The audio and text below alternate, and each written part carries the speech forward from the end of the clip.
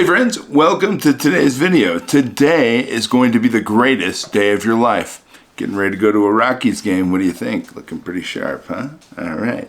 You know, I was talking to some business friends the other day, and they were asking for some advice on acquisition, mergers and acquisition. And that's something that Kristen and I are familiar with. In fact, that's how we've built the bulk of our presence worldwide, is through acquisition. You know, and when I stepped into a position where I was, where we were taking over other organizations to grow our own personal organization and our portfolio, I remember a recent example, and this is just a few months ago, where we had an organization that we'd acquired that was performing subpar. They were losing market share, and you know, to put it simple, the people were unhappy with the culture. It didn't click for them, and you know what? After being around that org for a short period of time, I could tell it wasn't going to click for me or Kristen either. You know, by the time we went in with our team, assessed the situation, we had reversed the culture. The organization started growing. It regained some of its market share and then some. We were turning a healthy profit in the organization. We're scheduled to turn a healthy profit in this organization in the next quarter. We're hiring more people. People are happier than ever. So happy, in fact, that the McKinsey Organizational Health Index, which is a metric we choose to assess our culture, put us in the top decile in most every single domain and more than 20% ahead of our peers.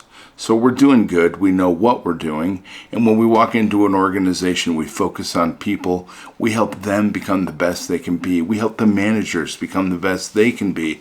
We bring Vandergraph into their scenario, and it changes things. But what are we doing? You know, plenty of effort always goes into transforming an organization. I'm going to share with you the top 3 items that I believe are the key to our success. Okay? The first thing we do when we walk in the door is we sit down with the org at all levels and create a shared purpose. You know, and as someone who was taught that every good company starts with the product market fit, this one might sound counterintuitive. But if you take a moment to think about it, it really isn't. We're still here to solve that problem in the best way possible, but ask yourself, why is this problem actually important? This why is the key to an organization's purpose. It is the reason your product team will focus on the most important features, the reason engineers will strive to develop top-notch technology, the reason our support teams will address customer issues not only in a knowledgeable way, but also with that Vandergraph smile, right? We always ask everybody to do all their smiling. You know me, I create these videos, I talk about smiling, never quitting, and being your best. And that's a purpose that we foster in those that work for us. Now, and folks will attend to our customer needs with a smile because they know the why of why their efforts are so important. When people know why, they just do better. And the more you distill your why, the more you introduce it into every decision-making process, and the more focused and aligned our organization becomes. Suddenly, staff members are all swimming in the same direction, and that's why I said we work at all levels.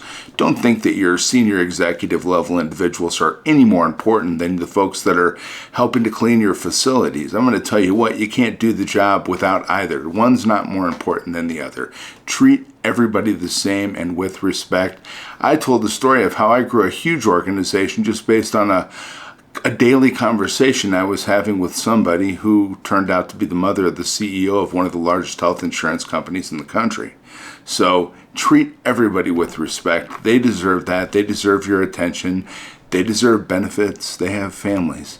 But you know what? Get everybody swimming in the same direction. And once you've done that, then you create a clear and focused strategy. Now, culture may eat strategy for breakfast, but you still need to have a strategy. You have to. And just because everyone is aligned on why the company exists doesn't mean they're all aligned on how to get there. Don't just assume that everybody knows exactly how to accomplish your goal. You know, I see many organizations, they'll put a problem on the table and, okay, solve it, and then walk away. That's not the appropriate way. You have to fundamentally work with others, ensure that they understand and are aligned on the how to get there, on the how to solve the problem at hand, on how to make money for the company. Teach them that. Teach them how your organization makes money. Get them all on the same page on the money factor. Get them all on the same page on who you're selling to, who is your customer base, what to develop, and what is a priority and what is not. And in our organization, we focus on the can, the how. How are we going to make more money? How are we going to get things done? That's the problem at hand. I could give a damn about how we're not going to make money or what we can't do. We're not going to sit around for 5 days talking about what we can't do. We sit around for 5 days talking about what we can do, and you know what? We get shit done. All right? And where I've seen many organizations fail when it comes to strategy, and it's because they're either trying to boil the ocean by doing too many things at once, or by not understanding that a strategy is as much about what you're not going to do as it is about what you will.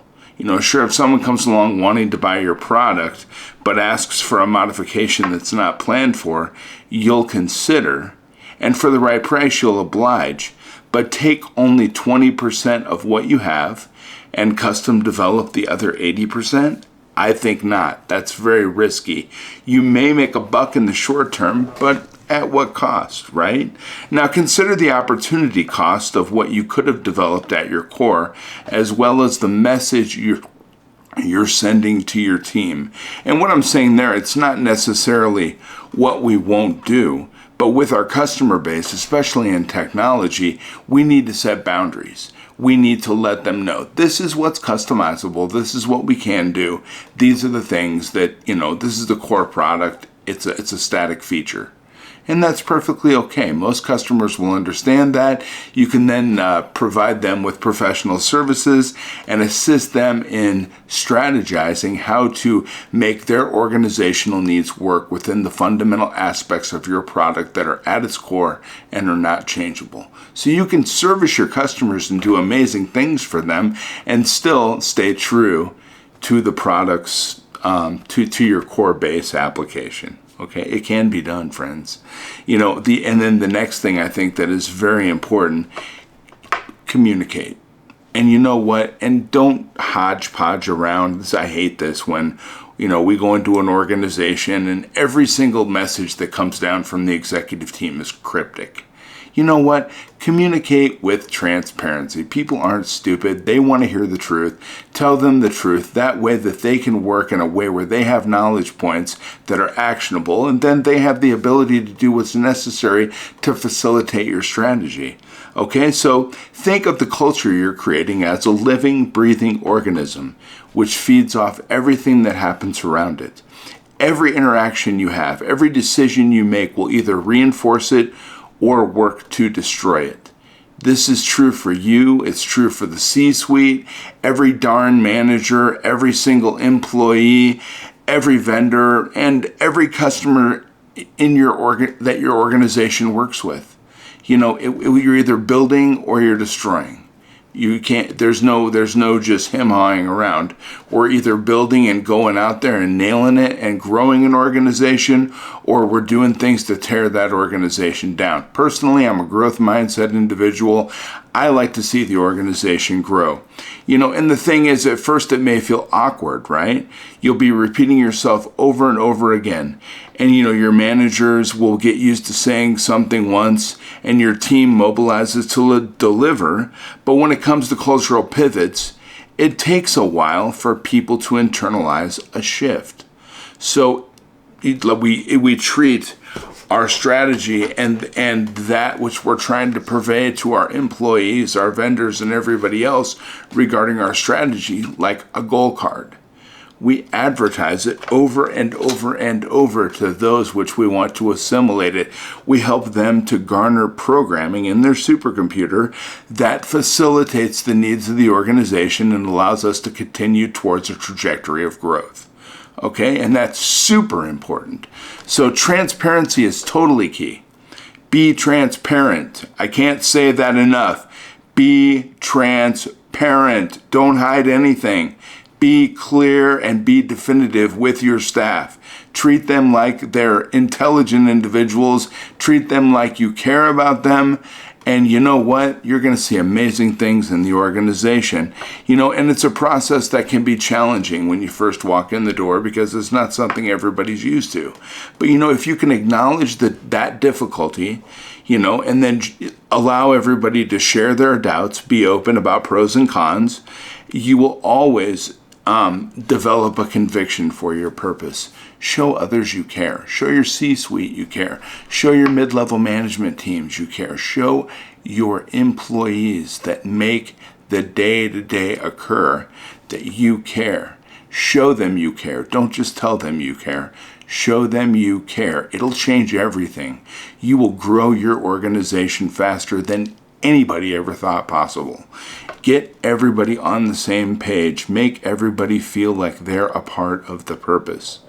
Okay, and you know what? Driving changes, and even small ones, is never easy. There are as many variables as there are stakeholders, and then some, right? You're faced with an ever-growing list of challenges, fire drills, and conflicts. It may seem like poor prioritization to start with your culture, but it's key to success. Don't expect, everybody always thinks they're going to create some new culture and then everybody's just going to fall into line within the next day and the company's just going to transition immediately. Things take time. Be patient. Be patient with everybody. And it seems like poor prioritization, but it's not. It's a transition, and there'll be a transition period. You will have to assimilate all the new ideas. Everybody will have to translate that into actionable points with their day-to-day tasks. They will have to migrate and pivot old thinking into new thinking.